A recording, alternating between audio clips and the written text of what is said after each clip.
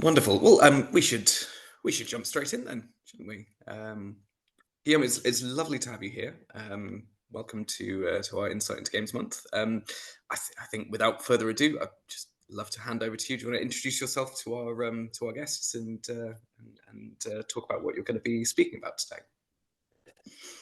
So welcome everyone. So I'm Guillaume. I'm the CEO and founder of a company which is 5 years old, CheckStep. We are still a startup, but growing very quickly. So I created this company after having an experience at Facebook in content moderation. I was one out of 1,000, but I sold the AI company to Facebook, and I was in charge of building some content moderation system there. That was not easy. I was focused mostly on misinformation flagging, hateful speech, and also eliminating child grooming. Since then, I created CheckStep. CheckStep, the reason I created it is because I'm passionate of AI on democracy, and I think that the best way for people to interact is on online platforms. And one of these online platforms is online games, multiplayer games, when you have chat, voice, or if you can upload your content, because it makes it much more interactive. So today we are 5 years old, as I mentioned. We are based in the UK, and we have large online platform, not only gaming, but we have, for example, signed yesterday a deal with Star Stable, which is an online community of 1.5 monthly active users, where you have teens who go into adventures on horses. And we are really proud. This is our largest gaming customers, which they have a lot of chat rooms where everything is discussed, not only gaming, but many things about the news. And it's very important to make sure that this platform is compliant with the upcoming regulation, but also has not too much moderation so that it's possible to play. We'll discuss that today, but basically in gaming, every time you have a multiplayer game, you can be sure that if this game is successful, you will have some issues. The most common one is definitely harassment. So people just for fun making fun of others while they disagree. It's very hard to fight because it's not like black and white. However, this is one of the reasons for people to churn and to go to a place where they wouldn't be harassed. And it's very, very common. It's very contagious because if you see that happening and it's not penalized, your multiplayer game might have this as a culture where people are harassed. It happened a lot. We'll discuss some of the examples that you have probably heard in the news. And you have new vectors because now you can upload your skin. So you need to check any skins or any objects that are created by the user. So UGC is user-generated content. It becomes one of the key tools for games to be much more personalized, customized in the virtual world. Especially with AI, it's so much easier to create content that you want to enable this rise of creativity. But what freedom also means risk. As I mentioned, safety is really linked to the top line revenue. So the churn of games is sometimes linked to wrong moderation or bad behavior online. So the toxicity, in League of Legends, there is this well-known statistics that if you were exposed to toxicity, you are 4 times more likely to quit the game. So here it's really a factual thing that has been measured. The Blizzard lost nearly half of their users. The big reason, a big factor that was toxicity. It's not only the new reason, but that's a well-known fact. And also we have examples of basically sponsors trying to just not sponsor anymore a game just because it was toxic. So Overwatch is one of the examples. But it's not only about that, it's also about the fact that it became mandatory. So games had moderation for many years. But what happened recently is that in Europe, the DSA, Digital Services Act, so sorry if it's not fully written, makes it mandatory. You need to have a moderation system in place for any online platforms, including games. The UK had the similar. There was a lot of discussion with the UK. It's called the Online Safety Act. And here the fines are completely crazy. It's 10% of your annual global turnover. It's not only your UK revenue, it's your global revenue. 10% is at risk. So just to give you an idea, GDPR, the privacy regulation, it's 5%. So it's twice. The first fine has not been given. However, the law is in place. So we are waiting to see the first fine, but probably some games will be liable for not doing what they need to do for moderation. And I will explain a little bit what is needed later in the presentation. But there is also a very important law, you probably heard about it. It's the COPPA compliance, which means that you need to be very careful with your kids' data. You need to have explicit content from the parents to use children's data, which made a nightmare of compliance for a lot of games. Actually, our sales director, our company director, Max Bladigan, was one of the key leaders of Super Awesome, the company that was sold to Epic Games 3 years ago, solving only this issue of consent management for children so that you can do advertisements in games. I hope I'm not too fast or too slow. Any comments so far? No, I think that all makes sense. We haven't had any questions in the chat just yet, but you've been sort of... Don't hesitate to ask questions. I want it to be interactive, please. So when we speak about risks, it's not only one. It's a little bit like the fireman of internet. You have crisis, but you don't know exactly what will happen next. So one of the classic vector of risks is toxic chat. So in the chat, you might have hate speech, but also personal threats between players, just because they have a good time and then they become very emotional. Voice abuse, so a lot of games enable voice chats. And here you have a lot happening. The reason for that is that it was not moderated so far. Grooming, it's basically trying to target children to get them to disclose their address and to meet them in real life is one of the biggest threats. It's very rare, but it can happen. And you have to be sure that you don't have grooming happening in your platform. One of the first things that you'd say is that in your policy, you say no locations, just the city is fine, but you can't put an address in your game. Extremism, of course, probably everyone here or most of the people here have seen Adolescence, TV series, where basically it's a story of a young boy who was maybe incentivized to be violent by interacting through games. And this is very real, and we see it every day in the news, and you don't want your game to be associated with type of behavior. And finally, cheating, which is more like fraud. It's not payment fraud, but a lot of people are stealing the account of the others, their digital goods. Sometimes they can even make money out of basically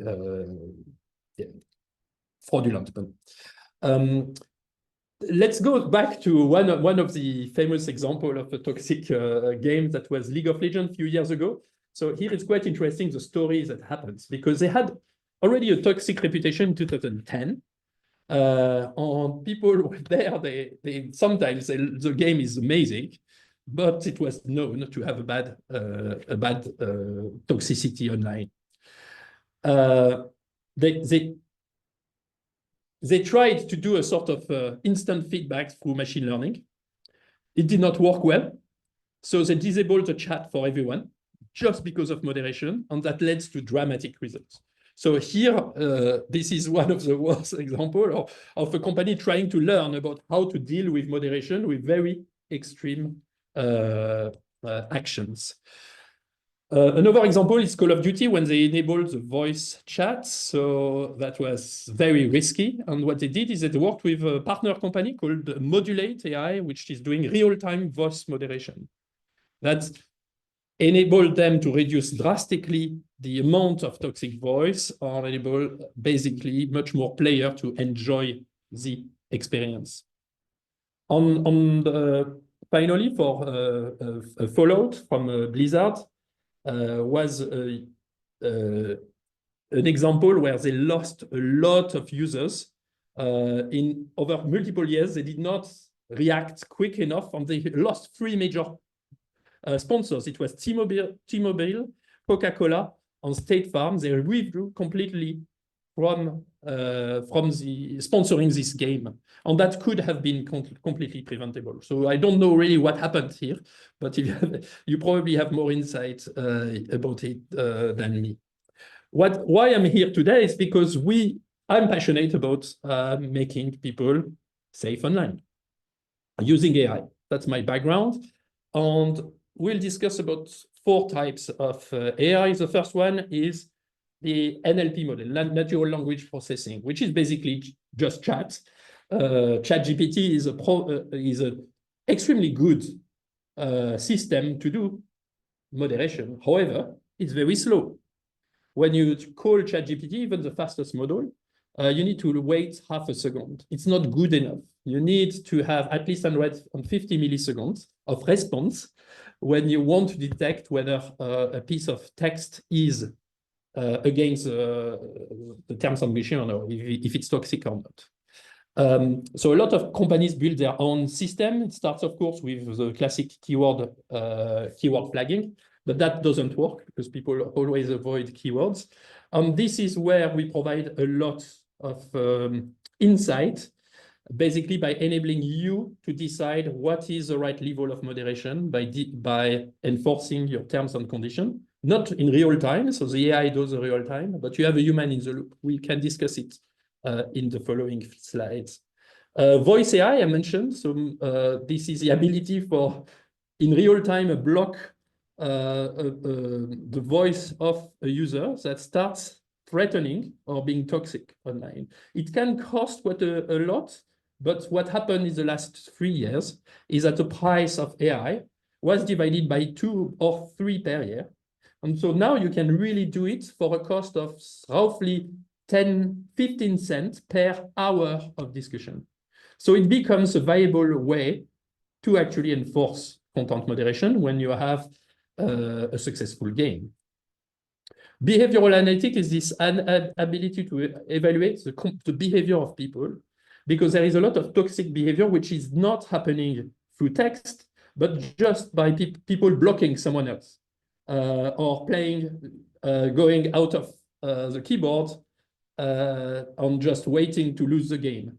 This, you can analyze it and determine what is the patterns of behavior that are considered as unacceptable. You can do it with AI as well. And finally, a lot, as I mentioned, UGC, so creation of AI 3D models, but also just images, to put skin on your characters. Here, you absolutely need to detect anything that relates to nudity, unless your game is for adults.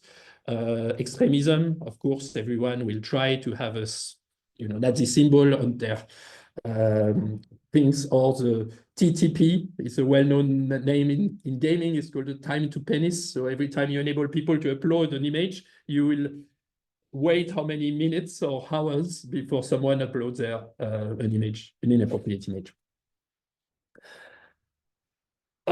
So as I mentioned, one of the key ID for real-time detection is that you need to have an answer within 100 milliseconds. I don't want to be too technical. I'm more than happy to answer a technical question later, but low latency is key.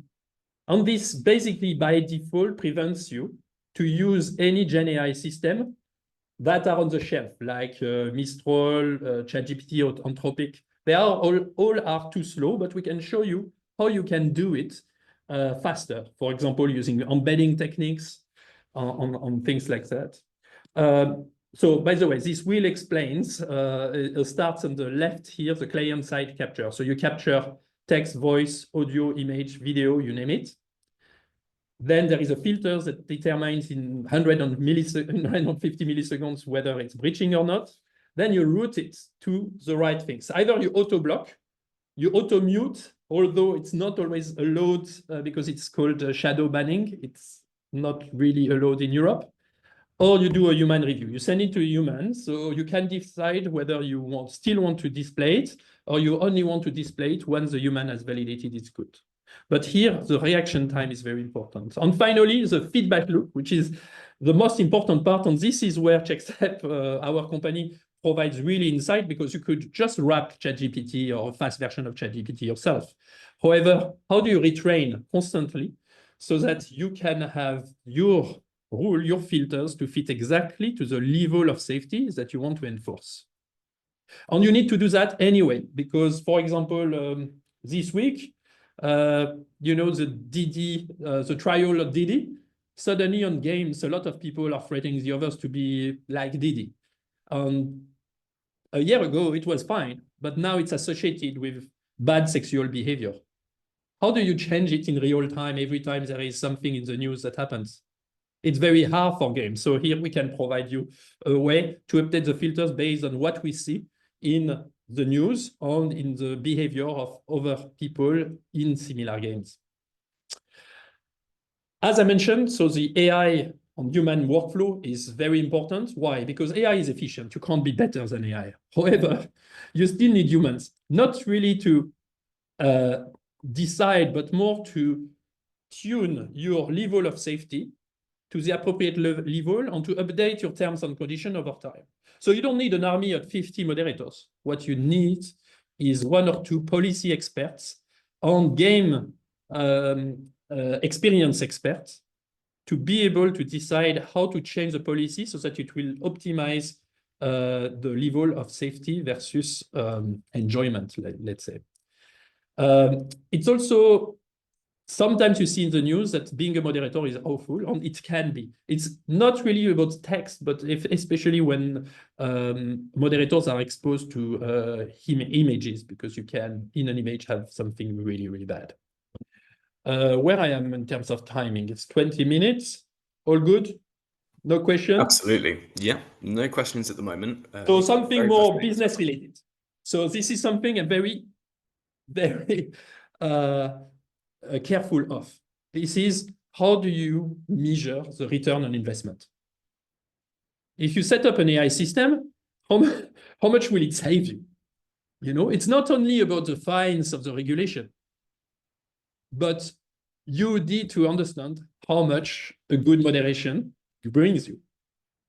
Because it can really drive retention. So you can keep people longer just because they feel home. And that's what you want for your game. But also, if you already have moderators, you can just make them more efficient. So having the right combination of AI plus manual queue is essential. And we have seen some games where they reduce the team from 20 to 2 moderators. They don't even do 24/7. They just verify the borderline decisions that have been made by the Autobot. So it can really drive reduce cost. In general, when you start with a company like Checkstep, you reduce your cost more than the price of the software. So how do we enable compliance? So the boring part, but the essential part, how do you make sure that you're compliant and you don't have to worry about that? The first part is to understand that the regulation is a lot about proactive detection. So if you detect things before they happen, that's the best, and that is recommended by all the regulation, UK, EU, on the COPA compliance. We have a sort of regulation engine which deals with informing the EU when it's required. For example, when you have extremism online and you remove some piece of content, you need to send an API call within the next few minutes or hours to a central EU database. It sounds crazy, but it is required for any company with more than 2 million revenue or 50 employees. So Yeah, not necessarily the big Blizzard and giants. We have a sort of mini Zendesk or like a queue management system to manage your workflows, because what is important for regulation, but also for user fairness, is to have the right of appeal. So imagine you have been banned from a game. What do? Today, you're trying to call the customer service, but nobody answers. It's not allowed anymore. You have to give a button, which is an appeal process, and it's automating that. And not only that, but every time you take a decision, you remove a piece of content, you need to explain to the person why it has been removed. And it's not enough to say, oh, you breached the terms and conditions. You need to say, oh, it's because your text here was considered hateful. And you give a link to your terms and conditions. And you have to do that for every single moderation decision that you're making. Finally, it's the analytics are very important on Checkstep, and I could show you a few videos of the product, or even make a demo, but I did not schedule it right now. But you can see what's happening. So you can see that you're saving moderators hour. You can see what is the average handling time or the total turnaround time, which are terms to say how long an unwanted comment has been in the processed. So this is the AI time plus the waiting time plus the human moderation time. So when you work with a company like us, which is a software company similar to HubSpot, the way it works is that we first help you to draft your policy so that it's very comprehensive and it can be linked to AI decisions. So we cut it into categories and make it as clear as possible so that the AI can match what is written. We often do a 1-month pilot just to show you what would be your return on investment.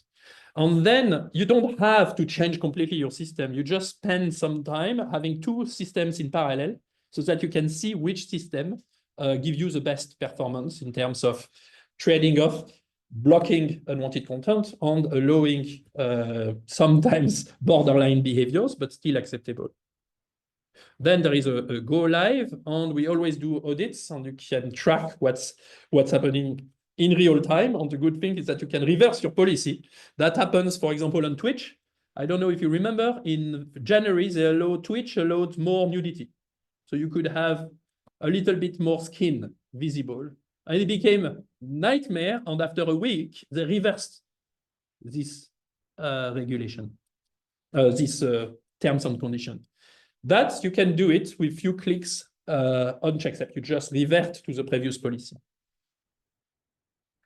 So that's all for the presentation. I would love to have a lot of questions. I have a lot of slides after. I have some videos, but what I would like is to be a little bit interactive, if it's of interest. So in this presentation or on our website, checkstep.com, I can share this presentation, by the way. So what we did is a Gen AI guide with Site Engine, which is one of the AI providers, which can give you real-time moderation systems about the best practice about setting up an AI system.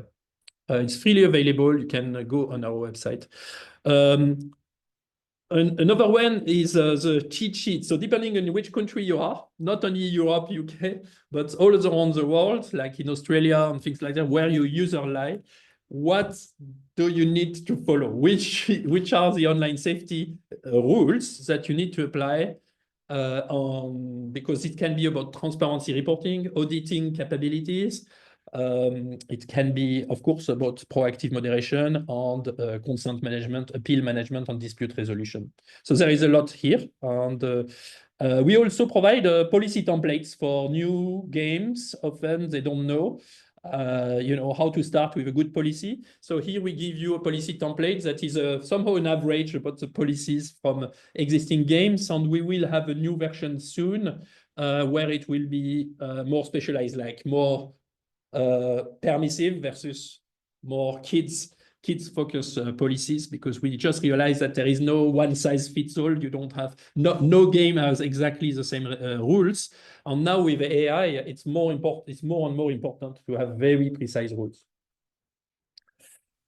So that's all. and I'm waiting for comments, questions, or to Absolutely. go through more details, see videos of the product, or discuss more about the techniques that are used behind the scenes. Absolutely. I should say as well, I'll link to these resources in the video, and they're actually linked on the event page if you can still access that. But no, this is fascinating. I mean, one thing that strikes me, you mentioned sort of just quickly on sort of different countries and compliance in different countries. How does the fact that essentially games are global and so is all of the things that we're talking about in terms of being internet sort of chat room kind of type deals. How does the sort of global aspect sort of affect your ability to comply in individual countries? Are you complying to sort of almost the lowest common denominator, or are you Yeah, so the thing is, you don't buy a check step. We just help you to build your trust and safety or your content moderation system.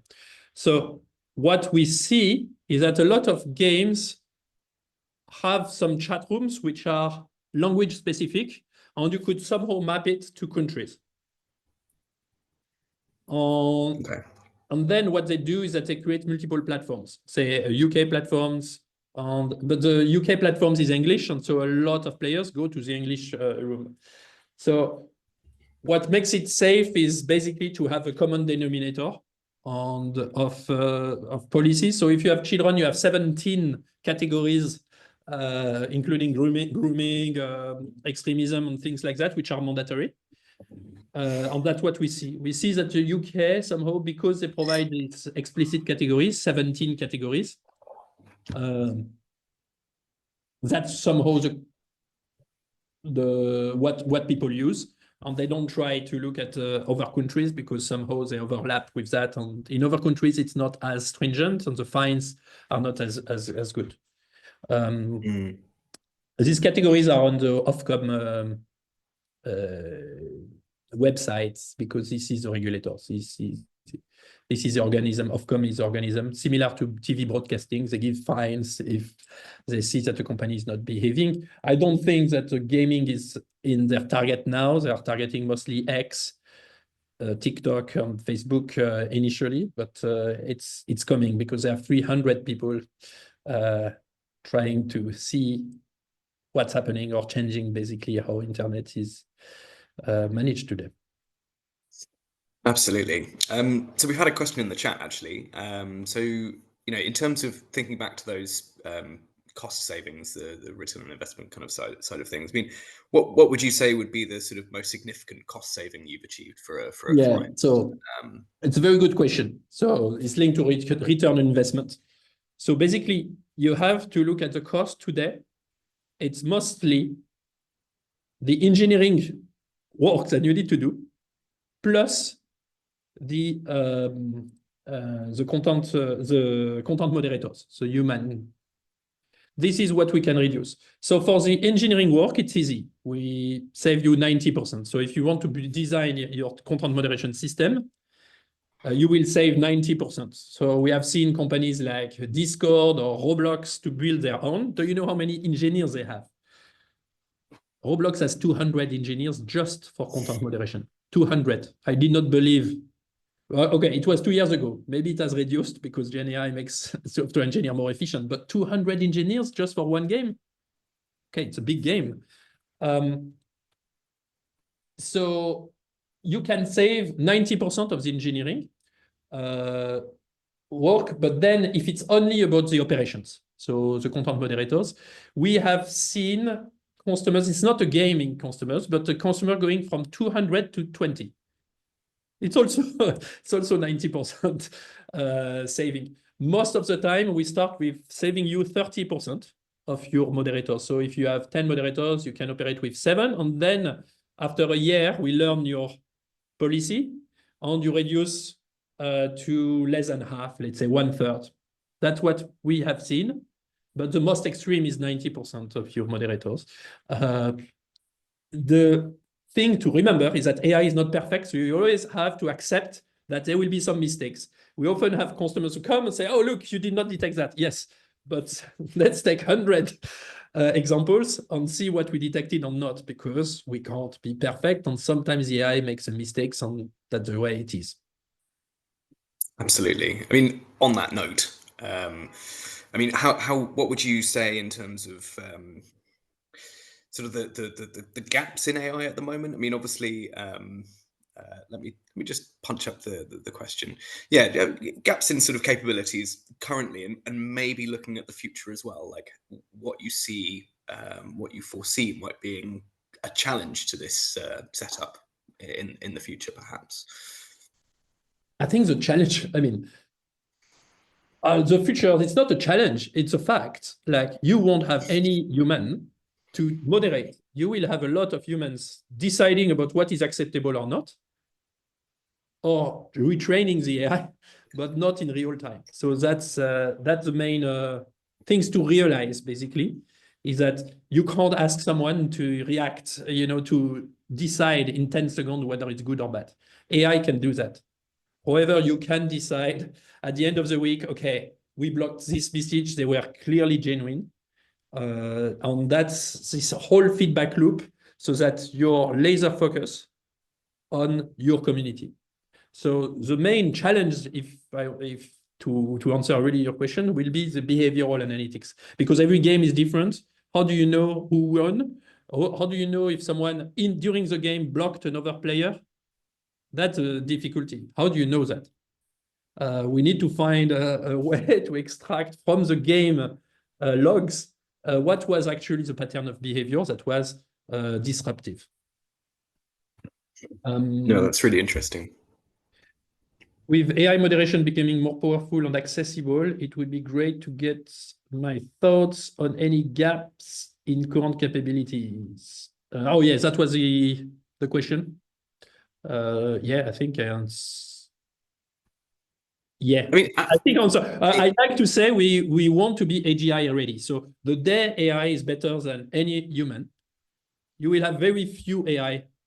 You will still need to align very few humans to do the real time thing, but you will have to think about your policy much more, because the regulator will use also AI to show that you're not doing your job. But that's, I think, what we have to imagine. And it goes fast, because the feedback loop is very quick. You have a lot of bad behavior online very quickly. The recording will be shared. What other markets? Yeah, so it's very interesting. So what are the other markets? Actually, I did not start with games. It's just that I love gaming. I love video games. I started with video. So Hopin or StreamYard, it's streamable. It's like a YouTube, but you have video hosting. As soon as you have video, there is a threat. So our biggest customer are WeTransfer. Maybe are you familiar with WeTransfer? This is when you have a large email, you just send it through WeTransfer. They are liable the same way as chat. Money saving expert in the UK. You might be familiar with this big forum about financial advice. Our biggest customer is Trustpilot. So here it's very similar to a game. It's about reviews. And actually, we have Instant Gaming, which is also a sort of a marketplace for games, similar to Steam, where they need to be sure that the reviews are not offending and do not disclose personal information, for example. So it's very diverse. We are really similar to Salesforce, but for online platforms. And actually, what we realized that games also became very, diverse. They have reviews, or they have emails. They enable customer emails. They enable upload of images, creating your mini website. So it makes sense. And finally, I want to mention that we are still stealth mode, but we are about to release a new product only for long form video. So let's say you have a 2 hours movie, and you want to detect in every frame what might offend which culture in which regulation. So it's a huge challenge, but we are trying to reduce the cost of doing that to a small amount, so that it can be used in many other situations, not necessarily user-generated content, but also post-production when you make a movie. So I hope it answers at least 20 sub-markets. There is also the adult industry, the ed tech industry. on the dating websites, which are pretty demanding for content moderation. Yeah, no, definitely. I think there's an awful lot of areas where this is super relevant. I mean, out of curiosity, for just my own personal question here, I mean, given that we're sort of analysing all the chat that goes on during these games, is there an option for sort of that data to be used in different ways? Is that something that you're not allowed to do if it's just purely about moderation, or are you able to sort of conduct sort of sentiment analysis? I mean, obviously, I'm sure creators, game Yes. developers would love to have some insights into their community. So yeah, carry on. Yeah, it's actually very easy. Some people are actually creating a policy to say, oh, green flag on positive behavior. You can do it with Checkstep. We are just trying. Initially, you are still small. So our features are really about making sure that you can sleep on being confident you will be compliant with this regulation. But you're right that the same technology can be used to identify the good player, the disappointment. Sentiment analysis is super easy. You just wrap it and you can have bad sentiment. And then the action might not be to ban, not to warn, but maybe to send a message to the head of product. You can do that in Checkstep. It's just not the main reason why people are choosing Checkstep. Since every game is different, it would be very hard to develop features about that. We could do sentiment, but it's a little bit limited. What you really want is to understand the patterns, the sequence of the actions that people do when they want to deceive someone or being positive players. On here, you can export the data and do your own analysis. We are a sort of system of record. Again, similar to Salesforce or HubSpot, for those who are familiar, or Zendesk.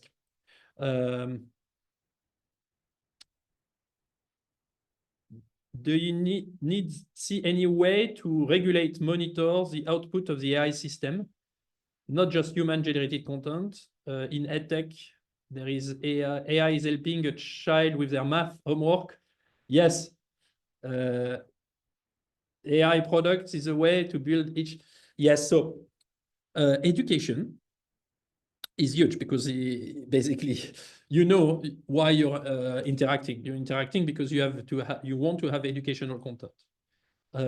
So the EdTech company often they vet a tutor on the child and they make sure that there is nothing is happening. And it's so rare that we never found the right fit for education. However, some companies such as what's the name? Yeah, forgot.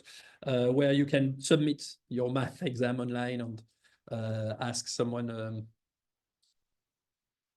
What is it? Brainly. Brainly is a good example of a platform where children, when they can't do their homework, they ask, and there is a community here. Here they have a huge moderation team. So just to answer your example about regulate the output of the AI system. So there is one thing about AI system is that now you need to check that your AI is not biased toward underrepresented minorities. That your AI is not racist and is fair with everyone. It's not gender biased. And it becomes a mandatory in the EU, is the EU AI Act. And so we do that for you because we vet our AI system and we can show you how they are biased. It's not easy because we need to know the gender of the people and it's not always allowed to know the gender of the people depending where you are. But we help you with that to just be confident that you're not using the anti-woke AI that will, I don't know, that the right one. And that's one of the value proposition of having multiple systems, AI system, instead of building just one. I hope it's answering your question. On that, finally, the self-regulation. Yeah, I think it's quite idealistic. You can self-regulate up to a point. But if it's against, I was at Facebook, so I know about self-regulation. If you're not incentivized to regulate, you might not do the right things.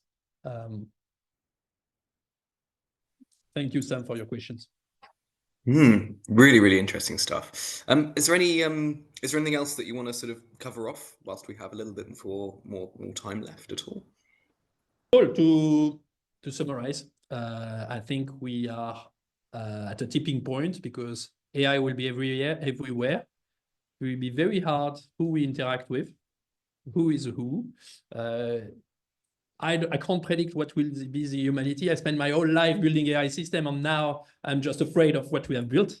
I'm trying to put my 2 cents into this world, which is changing fast, and hopefully we'll build a world where we have an AI that can be controlled somehow.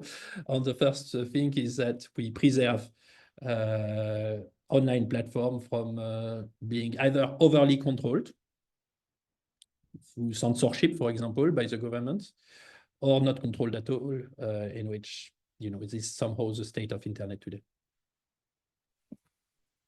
Wonderful. I think that's a really good place to finish. Thank you so much, Guillaume. Really, really appreciate your time today.